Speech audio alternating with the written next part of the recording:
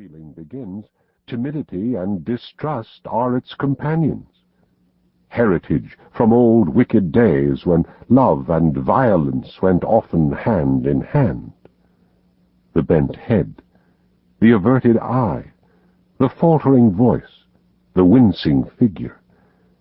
These, and not the unshrinking gaze and frank reply, are the true signals of passion. Even in my short life, I had learned as much as that, or had inherited it in that race memory which we call instinct. Gladys was full of every womanly quality. Some judged her to be cold and hard, but such a thought was treason. That delicately bronzed skin, almost oriental in its coloring, that raven hair, the large, liquid eyes, the full but exquisite lips, all the stigmata of passion were there. But I was sadly conscious that up to now I had never found the secret of drawing it forth. However, come what might, I should have done with suspense and bring matters to a head tonight.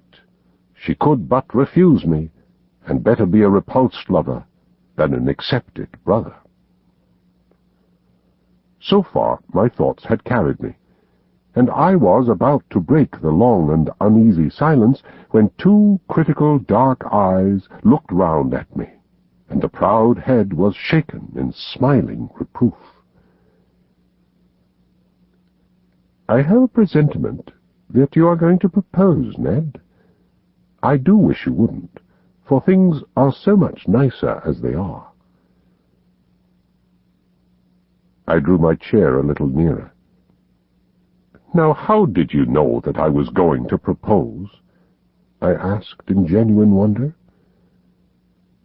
"Don't women always know? Do you suppose any woman in the world was ever taken unawares? But, oh, Ned, our friendship has been so good and so pleasant, what a pity to spoil it. Don't you feel how splendid it is that a young man and a young woman should be able to talk face to face as we have talked?" "I don't know, Gladys. You see, I can talk face to face with the station master." I can't imagine how that official came into the matter, but in he trotted and set us both laughing. "That does not satisfy me in the least. I want my arms round you, and your head on my breast, and, oh, Gladys, I want—" She had sprung from her chair as she saw signs that I proposed to demonstrate some of my wants. "You've spoiled everything, Ned," she said. "It's all so beautiful and natural until this kind of thing comes in. It's such a pity. Why can't you control yourself?" "I didn't invent it," I pleaded. "It's nature. It's love." "Well, perhaps, if both love, it may be different. I have never felt it."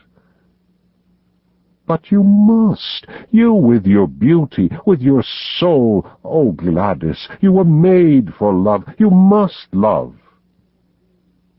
"One must wait till it comes." "But why can't you love me, Gladys? Is it my appearance or what?" She did unbend a little. She put forward a hand, such a gracious, stooping attitude it was, and she pressed back my head. Then she looked into my upturned face with a very wistful smile. "No, it isn't that," she said at last.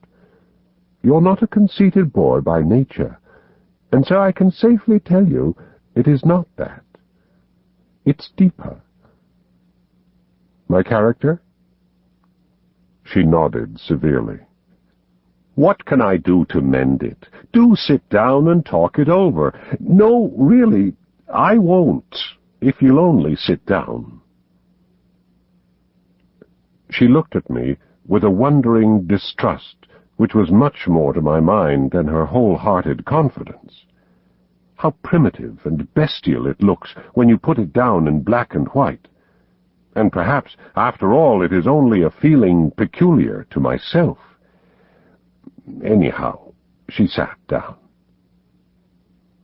Now, tell me, what's amiss with me? I'm in love with somebody else, said she. It was my turn to jump out of my chair. It's nobody in particular, she explained, laughing at the expression of my face. Only an ideal. I've never met the kind of man I mean. Tell me about him. What does he look like? Oh, he might look very much like you.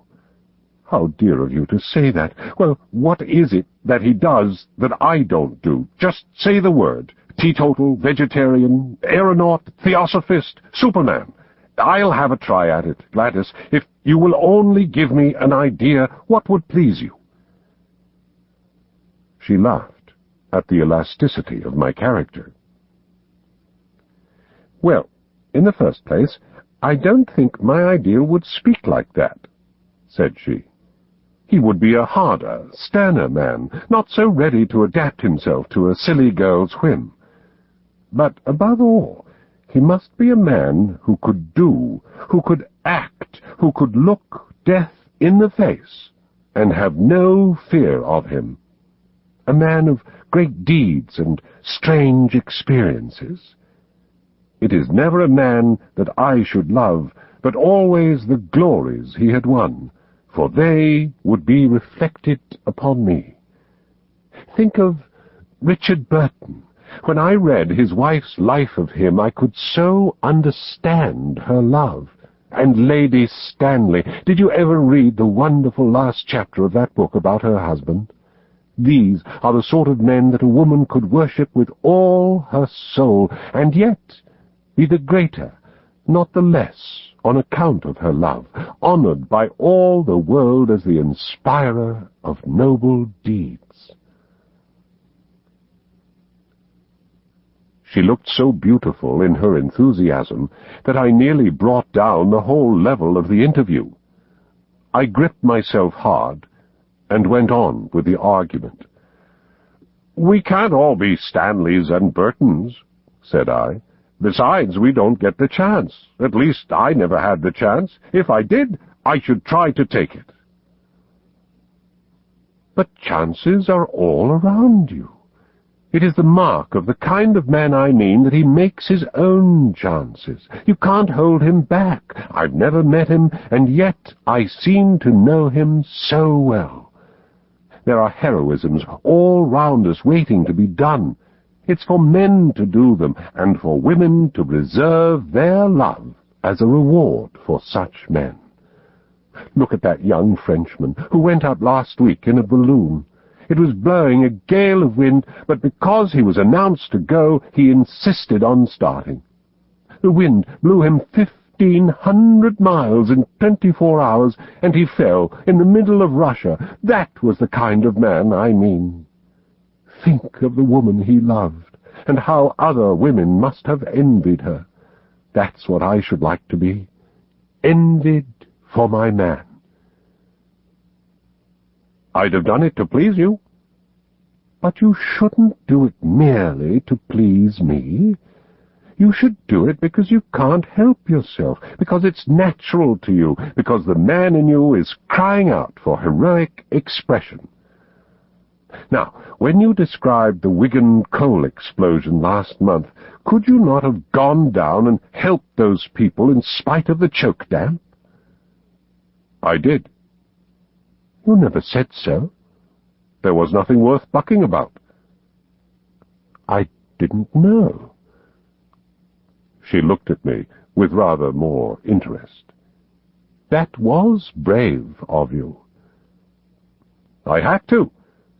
If you want to write good copy, you must be where the things are. What a prosaic motive. It seems to take all the romance out of it. But still, whatever your motive, I am glad that you went down that mine. She gave me her hand, but with such sweetness and dignity that I could only stoop and kiss it. I dare say I am merely a foolish woman with a young girl's fancies, and yet it is so real with me, so entirely part of my very self, that I cannot help acting on it. If I marry, I do want to marry a famous man." "Why should you not?" I cried. "It is women like you who brace men up. Give me a chance, and see if I will take it.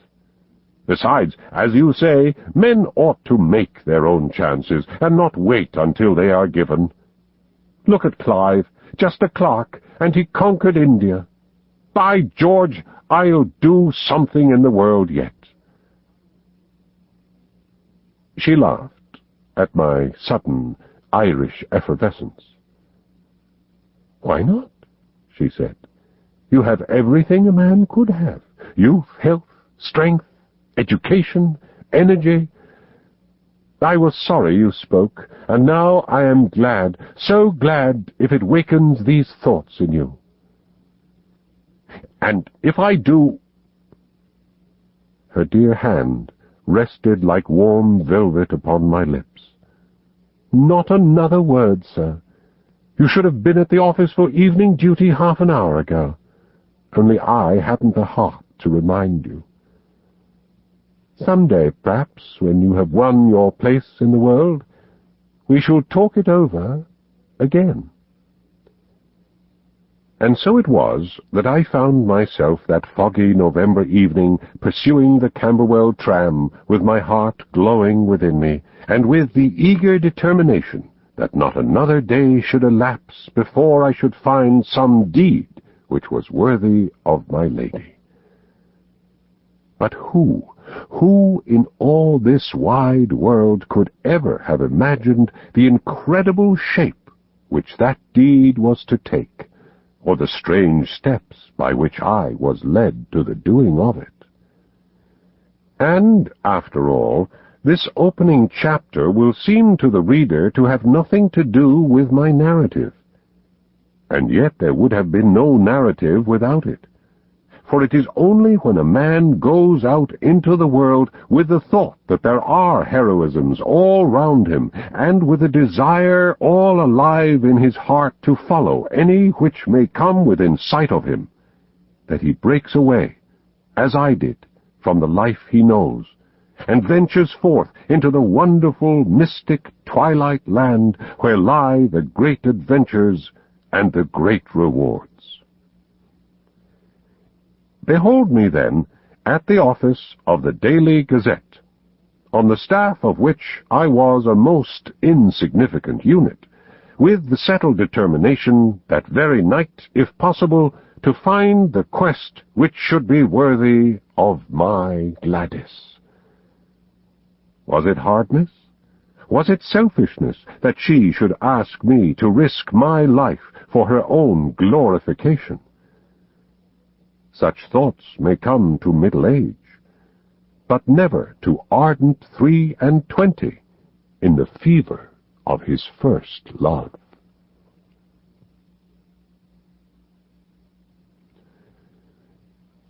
Chapter 2.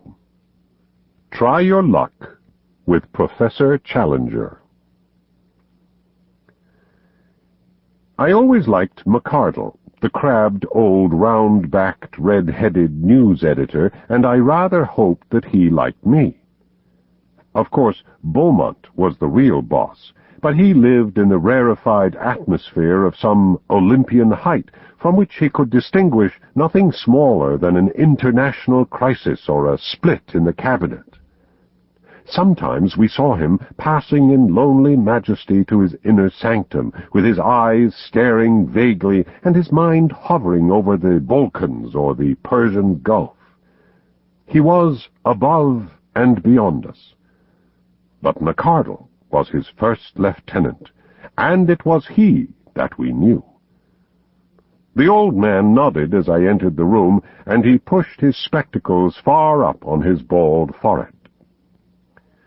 "Well, Mr. Malone, From all I hear, you seem to be doing very well.